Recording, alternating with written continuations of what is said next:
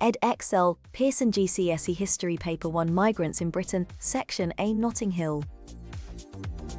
The national and regional context.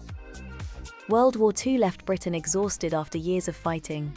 Britain was £21 billion in debt and in desperate need of rebuilding. However, there was a severe shortage of workers and housing. The Second World War and Britain. Britain had been left with ongoing food shortages. German bombing raids killed 43,000 in Britain. In London alone, 70,000 buildings were destroyed, and the Blitz left 1 in 6 Londoners homeless. Rebuilding would take decades and need thousands of workers. However, there was a severely depleted workforce in the UK. Due to a lot of married women leaving wartime jobs and other workers retiring after World War II, post-war hardships saw 1.5 million emigrate to Australia and Canada. How did the government solve these problems? The 1948 British Nationality Act was passed, which gave everyone in the Commonwealth the right to live and to work in the UK. But why did people in the Caribbean want to come to the UK? Push factors. Reasons to leave the Caribbean.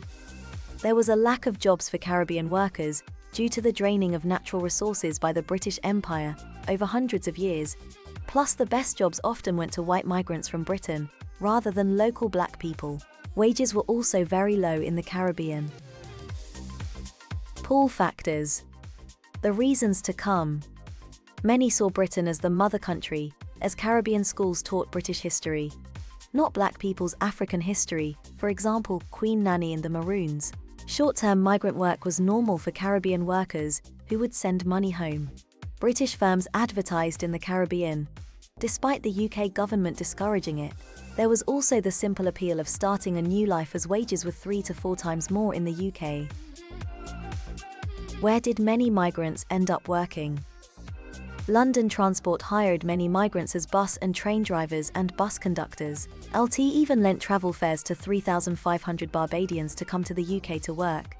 However, London Transport took advantage of black people willing to work long shifts for below-average wages. The NHS was created by the post-war Labour government in 1948. But there was a lack of workers, so major recruitment took place across the Commonwealth. By 1965, 5,000 Jamaican nurses worked in the UK. However, there were no anti-discrimination laws yet in the UK, so black people often did low-skilled jobs they were overqualified for and faced lower wages than white people doing the same job. Bans called colour bars were often used to restrict employment and housing for black people.